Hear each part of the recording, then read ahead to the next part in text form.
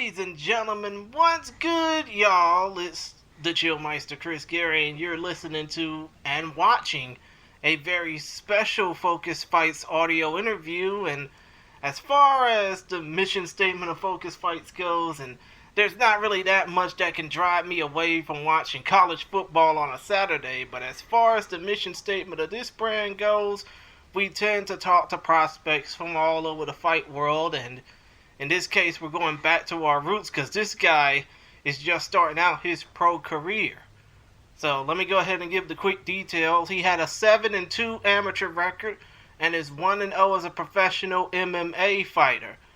He weighs in at 135 pounds or about 61.2 kilos. Fighting out of Peshawar, Sunderland, England, United Kingdom. This is Sir Daniel Bainbridge. How are you, sir? Hi mate, thanks for having us on. Cool. And now, aside from that, I know I can't really ask much about your pro career so far because you only had one fight as a professional. But what led you to mixed martial arts?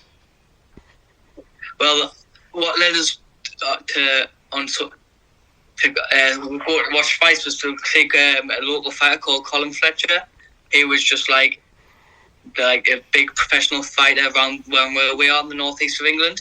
So my stepdad done a bit of training and he took us up, and I said to him, I want to do it. So then on the Monday of the show, I went training, and the rest is history. Just got addicted and trained every day. You know what I mean? Understood. And I know you mentioned Colin Freak Show Fletcher. The dude is a very famous ex-UFC and even in the British terms, ex-Bama fighter as well.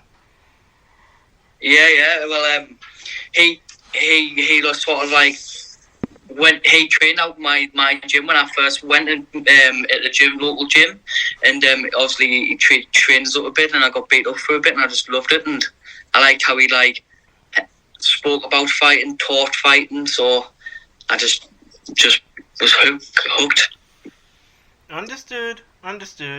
And when it comes down to learning under such a name like Colin Fletcher, do you ever think that, the guy that you used to enjoy watching with your stepdad would be the type of guy who would enjoy training the next generation of fighters rather than actually getting back in the ring or cage himself?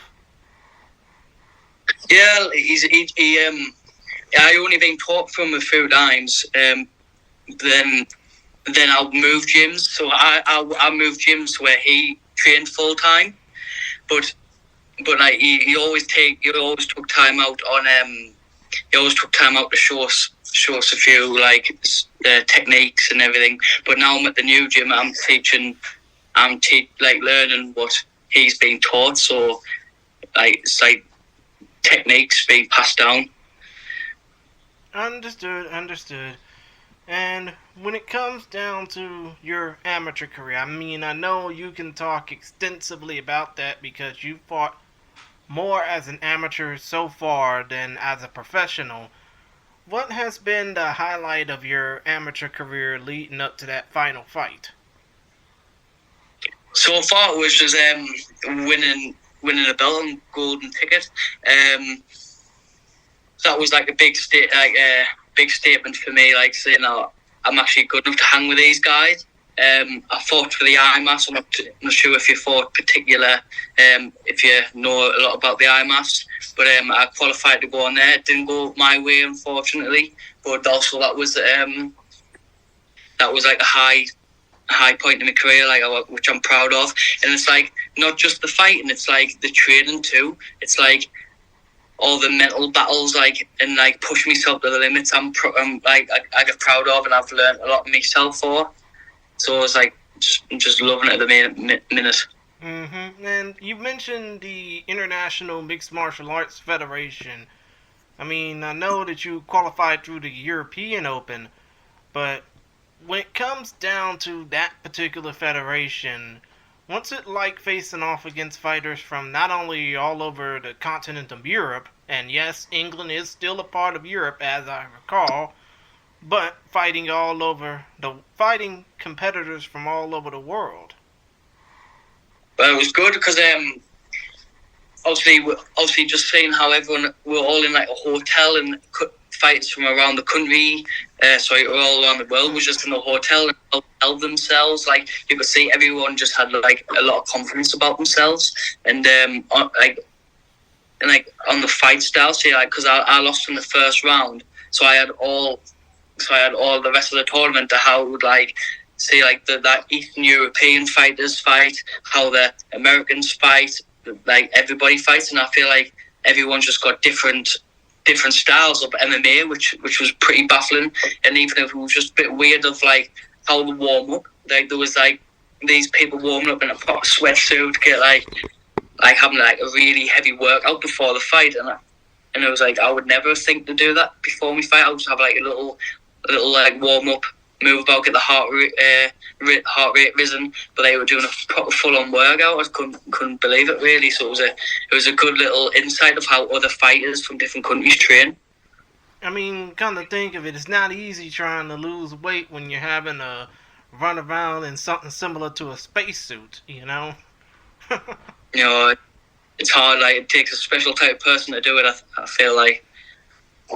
I mean, especially in the case of some fighters with serious weight cuts, you have to basically cut weight just to try and make some of these fights. I mean, have you had any problems with, weight cutting, trying to get down to 135 ever since you began mixed martial arts? Well, I've always been like a big fat kid at school. I was always like chubby in that I was active, but I just loved me food. But since I've came to MMA and I knew what would have to do to lose weight, I started like watching what I eat and that. And obviously, every fighter does a weight cut. Like I've had to like sit in them hot baths and hot towels and everything. It's not very comfortable, but touch wood, I've never had any problems in making 135 before. It's obviously not nice. No one likes to cut them final few kilos, but as long as you keep yourself at like a decent walk around weight where you can cut down safely, then that's always a bonus. You know what I mean? Because I've heard horror stories of people have done like 11 kilos in a week or more. You know what I mean? It's like I couldn't dream of doing that. Yeah, you would basically have to fast for like 3 straight days in order to cut weight. Yeah, there's like a little technique of like water loading, cutting out your fiber, sodium, and salt and everything. It's like it's weird, but like I've got a nutritionist, Williams, and he literally tells me what to eat, and I just eat them. The weight flies off, and I've never had any issues cutting weight yet.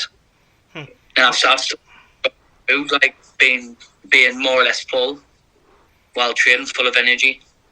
Understood. I mean, it's a blessing that you haven't had to deal with weight cutting issues so far, man. I mean, as a pro, you're going to probably deal with more of those down the line, especially when it comes down to fighting in some of these bigger name organizations. Yeah, definitely. And obviously, I'm a young lad. I'm 22-year-old, so the weight does come off easier. But as soon as when I get older, getting like the late 20s and or early 30s or late 30s, depending on how long I fight, obviously them weight cuts are going to get a little bit harder. So I will have to watch what I eat a bit more and more, you know what I mean? Just to make sure hopefully I don't have a horrible weight cut. Understood. And now when it comes down to the one pro fight that you had so far, I think it was back in the spring, if I'm not mistaken, right? Yeah, you're right. Yeah. How did you feel going into that first professional fight, knowing that, hey, I'm no longer an amateur, I actually get paid some pounds just to fight some bum out the street or something like that? I mean, but how did you feel going into your first professional fight so far? Well, I was good. I felt meant to be fair. I was really looking forward to it because now we can like knee to the head, we can elbow, we can like. There's a few rule sets will change when you go into pro, but I wasn't training for my opponent. Really, my original opponent, Richard Carlos, had pulled out because he was sparring and he snapped his nose and his face was literally pointing the other side of his face. So, not very nice. But Ashwood stepped in, but obviously I was still confident I was going to win, and I just wanted to get in and out as quick as I can. Especially in the pro, you're more likely to get hurt. So, as you say, I went in, beat them up, and took me pounds and bounced. Do you know what I mean? Understood. And when it came down to, the payout that you ended up getting, which is £1,000. I mean, what did you? I mean, I'm not gonna basically ask. I'm not going to basically ask what you did with the money, because you are, like you said, you're 23 years old. You probably did something with that money that I'm not even want to be sure that I want to know. But when it comes down to, making your way up in the professional ranks, I mean, you're only 23 years old. I mean, are you going to plan to watch more of these fight shows, like, say, a UFC or a Bellator or Ryzen or ONE FC, just to think about where you want to go with your career? Well, I always watch UFC, Bellator, PFL, Octagon, and I just know like one day I will get on them big shows. It's just a matter of time, getting more experience, and making statements in the regional scene. Because the way I fight, I'm sure a big promotion will snap us up pretty quick. Understood. And when it comes down to some of these promotions like Fame MMA out in Poland, and they had a show in the UK, like I think a couple of years ago during the either during or after the pandemic, but that's a promotion out in Poland that basically just has a bunch of randos, a bunch of Polish known celebrities that compete in the mixed martial arts world and just do it for clicks and giggles, so to speak. What are your thoughts about, people coming in from the world of social media and instant celebrity that just come in and, take an opportunity away from you, a young up-and-coming fighter, so to speak? Well, I wouldn't say it's taken away from me, because obviously, like, people with big social media is obviously going to draw eyes to the sport, so I feel like that would be good. So, like, say, like, I don't know, like a celebrity goes and fights who's got a big social following, they'll go and pay the pay-per-view, then they'll like see like the proper legit fighters who they've been fighting all their lives, and see how much of a level difference it is between someone who's trained, say, like 6-year-old to now, than someone who's just done a 6-week training course. You know what I mean? It's like people do that, like, especially celebrities are like most likely going to get hurt. You know what I mean? Or like, but I just feel like they're just going to draw eyes onto our sport, and obviously they're going to want to give it a go. So then they'll figure out how hard it is to be an MMA fighter. I mean, come to think of it, wouldn't you say the same thing also applies to this whole Misfits boxing series thing that happens often in the UK? Yeah, there's a bunch of TikTok, Instagram, and YouTubers just getting on to fight. They can do what they want, you know what I mean? I'm just staying in my lane, I'm just grafting, and I know I'll be there, you know what I mean? I feel like it's good for boxing. I feel like it's bringing a lot of eyes to the sport, and really without them, like, boxing's shite, isn't it, really? It's like everyone's getting robbed left, right, and centre. The best don't want to fight the best, you know what I mean? It's just bringing a lot of money. I know like Jake Paul, everyone hates Jake Paul over in America, but I feel like he can box, and he does bring a lot of eyes. So I personally like what he's doing, really. And I mean, come to think of it, let's just say you're at 135 pounds now, which is 61.2 kilos. I mean, basically, as you grow up in weight, you're going to realize that more and more fighters aren't going to want to fight the best. And right now, at 135 pounds, 61.2 kilos, you're at that position where, you got to fight every way that you come. But still, though, when it comes down to, as you progress in your career, there's going to be a lot of fighters that's going to want to fight you. Are you prepared for that? Of course I am, mate. Like, I have to fight the best people, like, to become the best. The best has to fight the best, and especially in MMA, like there's no like people like pad the records to get signed to these promotions, but they soon get found out. I don't want that to happen. I want to fight like the best, so I know what I'm about. I feel like whoever in the UK knows or watches us, they know what I'm about, and they know I don't want these easy fights. Luckily more so for you, all that record patent stuff really happens, I think, in the upper weight classes, like past 70 kilos, so to speak. You really start seeing how many people really pad their records when they have to either take Russian paydays or, just fight a bunch of guys from Eastern Europe that aren't really well developed as fighters. Yeah. It happens in all weight classes, to be honest, mate. I know a fair few people on the regional scene who signed a big promotion who's for absolutely nobody, and like it happens all across the weight categories. It's not just everybody. It happens more in the heavier guys because obviously there's not a lot of heavier guys like the heavyweight. There's not a lot of heavyweights in the UK, or like I'm using the UK as an example. There's not like a lot of people in the UK for heavyweights, so just how to get what you can, fly people in, just to get a fight. You know what I mean? Because if unfortunately there's not a lot of the heavy people, so they're going to have to fight them sort of fights until they get to the big stage. All you can do is really train hard until you get to them stage. There's like a choice. You can either want to fight but pad your record to get the sign, or like you have to. You know what I mean? And that like obviously people don't have a choice to fight people who are not really experienced or padded records, but they have to get the big shows, but who actually are really, really good. Understood. Now, when it comes down to your fighting influences, I know you obviously said what am I saying? You said Colin Fletcher. I'm pretty sure, considering where you are in the world, Conor McGregor is probably one of those other influences as well. But if you were to give yourself, say, who would I want to, a list of who would you want to pad your style after as you grow into your career, who would you say, which 3, maybe 5 people would you say you would want to pad your style after as your career grows? Oh, that's a tough one. I don't even know.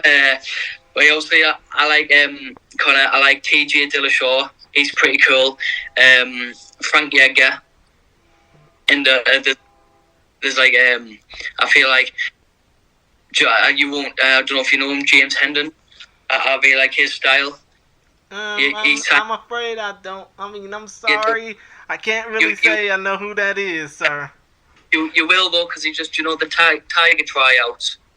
And Tiger Muay, he just won the trials there, so you'll be hearing who he is soon. And that's about it, really. I'm going to create my own style, Dan Bainbridge style.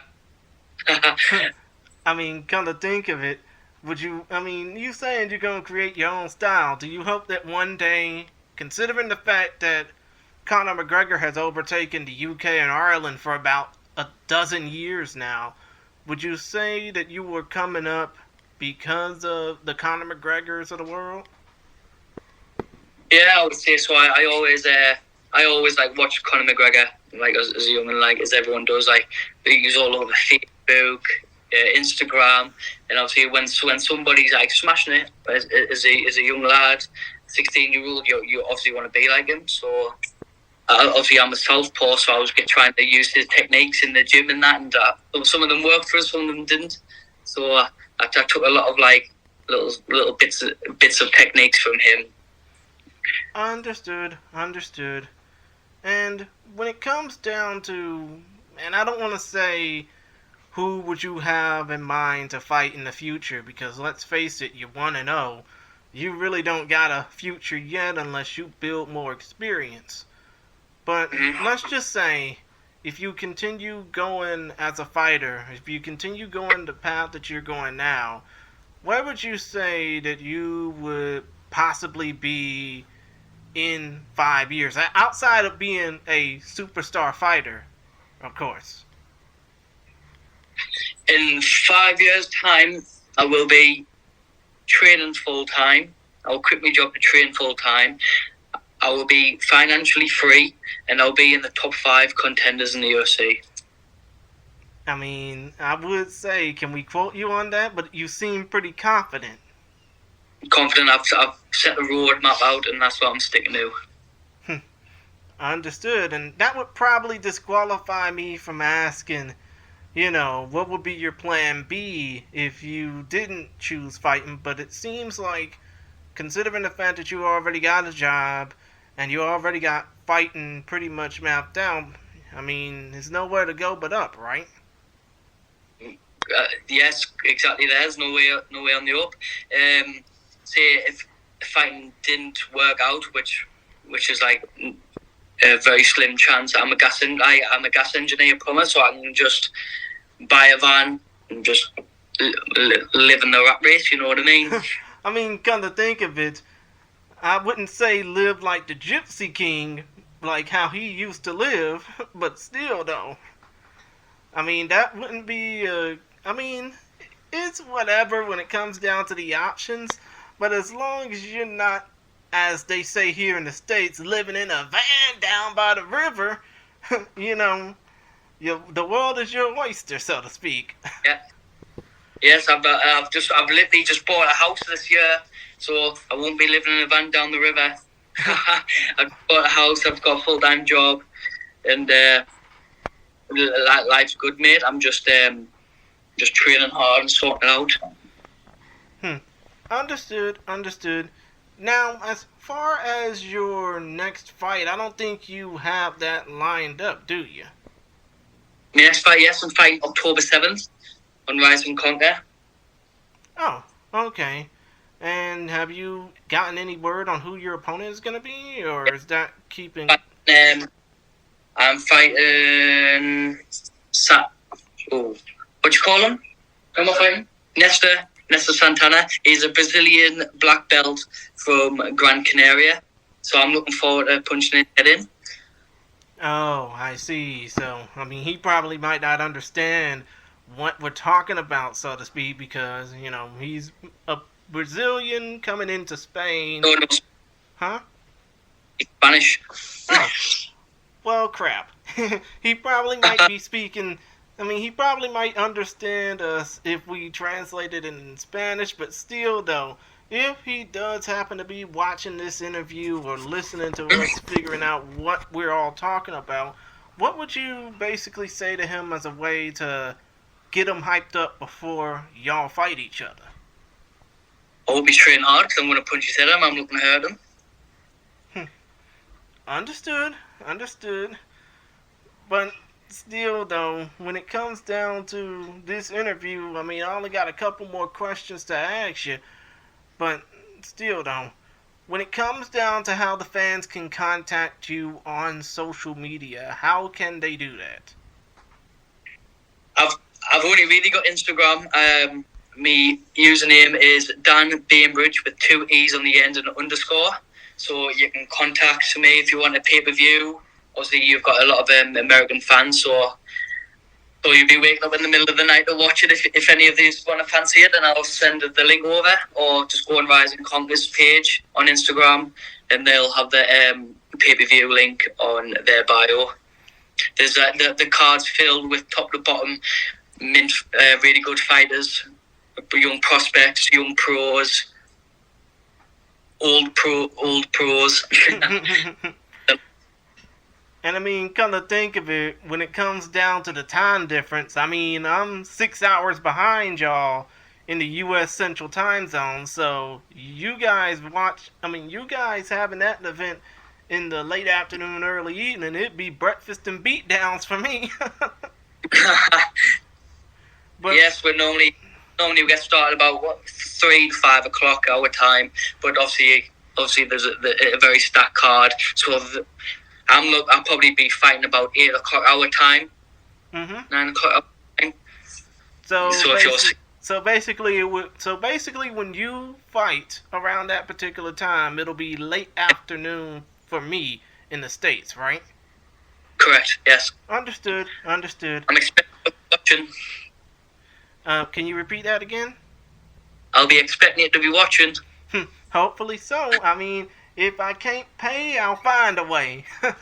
Wait, yes. But as far as your fans, I mean, you only gotten one fight so far. I'm pretty sure you have a lot of fans from your amateur days wanting to find more about you. So, if you have any messages you would like to say to your fans who are going to probably grow with you as you go about your MMA career, go ahead. The floor is yours. I just want to thank everyone for all the messages when I fight, when I win, all the little check-ins my friends do, and during asking how I am, do I need anything, as like for supplements or anything. So I really appreciate it. Cheers. Thank you.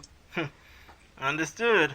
Well, aside from that, Dan, it's been a pleasure to talk to you. And, if your MMA career does, in fact, go the way you want it to go, then in 5 years, I hope that a lot of people will get to know you as you're kicking rears in the UFC octagon. You, mate.